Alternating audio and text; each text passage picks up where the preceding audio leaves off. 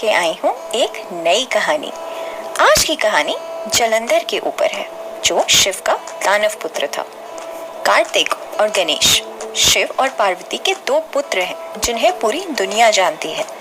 लेकिन शिव जी के एक और पुत्र भी थे जिनका नाम जलंधर था, जो उनकी तीसरी आंख के आग से पैदा हुआ था। तो आइए हम जलंधर को बेहतर रूप से जानें। एक बार देव इंद्र और बृहस्पति महादेव से मिलने कैलाश जा रहे थे। रास्ते में उन्हें एक नग्न ऋषि मिला जिसने उनका रास्ता रोक दिया। इससे इंद्र बहुत क्रोधित हुए और उनसे अपना रास्ता छोड़ने के लिए कहा।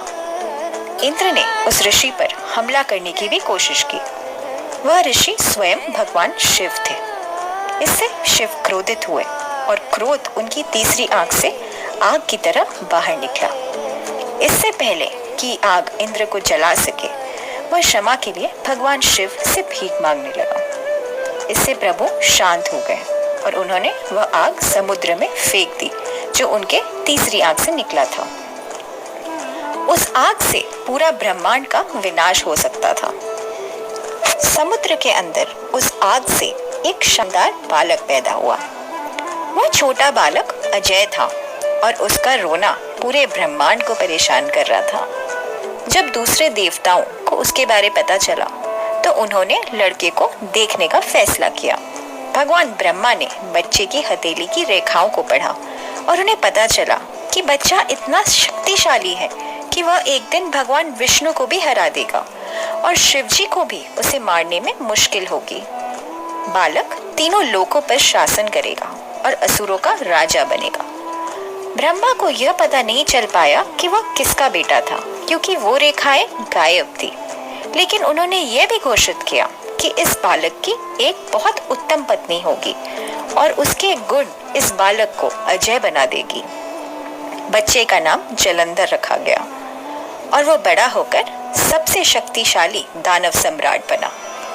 उसने हजारों वर्षों तक ब्रह्मांड पर राज किया। जलंधर ने राजकुमारी वृंदा से शादी की, जो एक बहुत ही पवित्र महिला थी।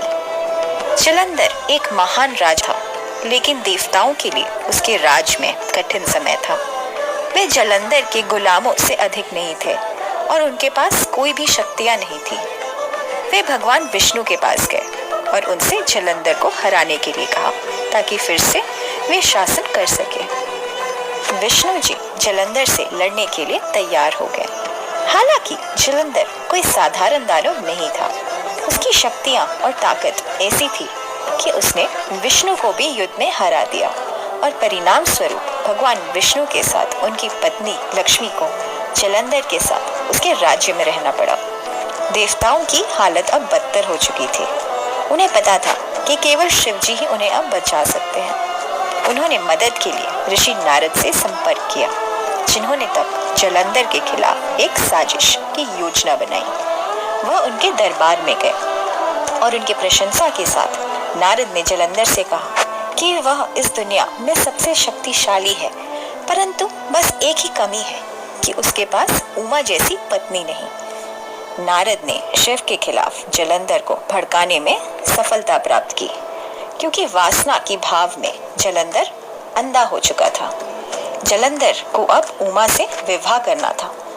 जलंधर ने शिव पर हमला करने का फैसला किया और उसके पश्चात पार्वती को विवाह करके घर लाने का। शिव और जलंधर के बीच में कई सदियों तक युद्ध चला। जलंधर को मारना शिव के लिए भी वास्तव में कठिन था।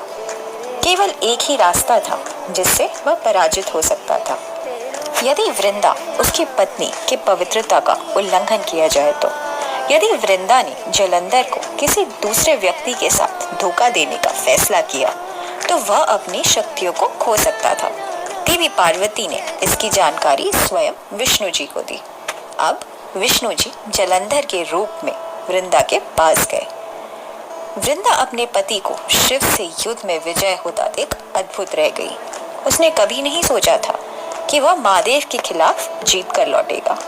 वृंदा ने विष्णु को अपने कक्ष में अंदर आने दिया और इसीलिए अनजाने में जलंधर को धोखा दिया। इससे जलंधर की सारी शक्तियां खत्म हो गई और महादेव ने उसे युद्ध में हरा डाला और मार भी डाला। तो दोस्तों, आज के लिए इतना ही। अगर आपको हमारी स्टोरीज पसंद है तो चैनल को सब्सक्राइब करना